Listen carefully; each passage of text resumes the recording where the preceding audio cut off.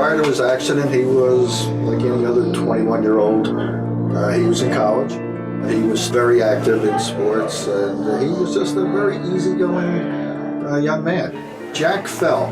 Jack fell about 12 feet from our loft in our home, in a vacation home in the Poconos. And we received a call that night from his friend that said Jack had fallen. He just didn't seem right. And his friend had called for an ambulance. So we drove to St. Luke's, which is in Bethlehem, only to find out that Jack was not there. And that's when we found that Jack was medevaced. He was helicoptered to Geisinger Trauma Unit in Wilkes-Barre.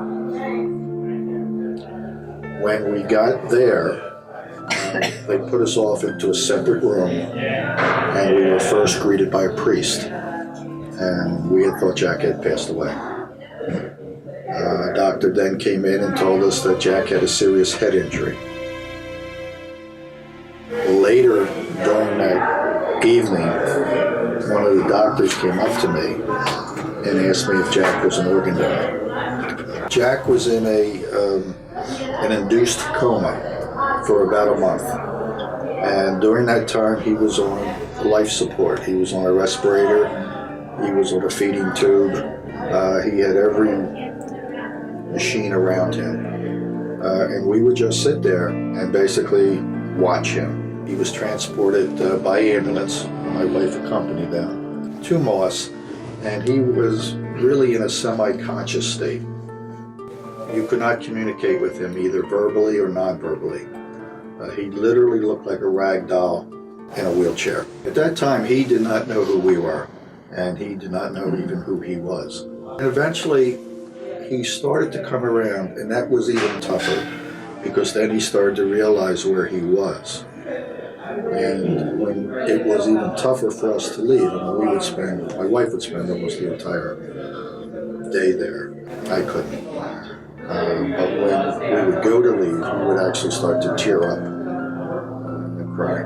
Well, Jack did inpatient at Moss. Then he did some outpatient at Bryn Mawr Rehab.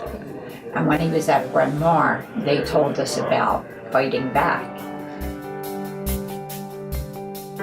The more I came here, the more stable, my core got built up, I felt like. And then you hit a big goal last year when you got to do a 5K, right? Yeah. So that was always one of our goals, was to get him back to running, basically, because he always ran cross country and track. And In high school. yeah.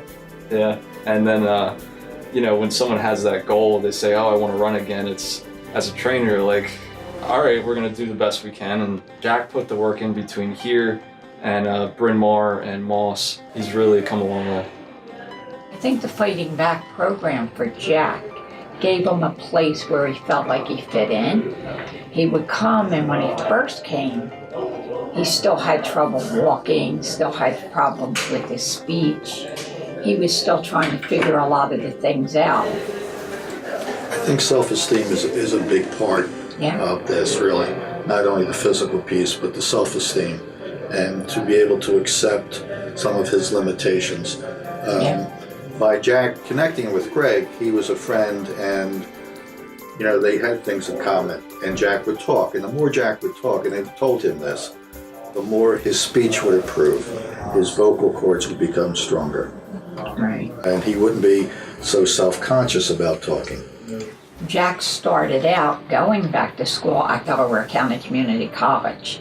We put him in there with no pressure, and then he wound up graduating with honors. Then he moved on to Westchester. Because he had such a high grade point average, he was contacted by a honors fraternity to see if he would rush, and then he was accepted. So that was a big self-esteem for him. And I guess August of last year, Jack got his license back. And again, that was the independence, the self-esteem. He volunteers at Moss Rehab.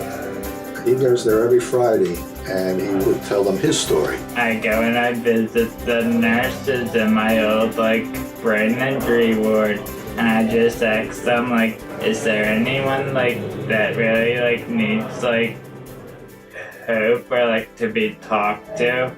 So then I talked to like parents or people going through it and just tell them like my story. I was like, I was exactly where you are like 4.5 years ago.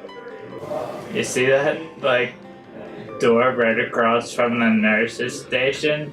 Yeah, that was my room. As parents, you're kind of a social worker, a therapist, you're a cheerleader. You have to know when to push in and when to step back a little bit.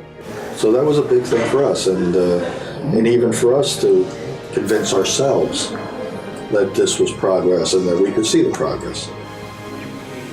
I think Scott came up to me like my first day. He's like, oh, like, we're so open. Like, we're nicknamed the Cheers of like rehab facilities. And like, I know it sounds corny, but it's kind of true. Like, I talk to so many people here and they come up and talk to me and there's no judgment whatsoever.